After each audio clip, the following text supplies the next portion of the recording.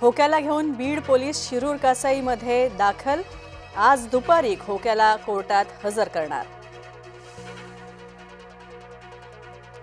बारामतीत जयंत पाटलांकडून शरद पवार यांची भेट। जयंत पाटील नाराज असल्याच्या चर्चांच्या पार्श्वभूमीवर भेटीला महत्त्व। एआयच्या माध्यमातून केली ऊसाच्या शेतीची पाहणी। कोल्हापुरात राष्ट्रवादीचं सभासद नोंदणी अभियान।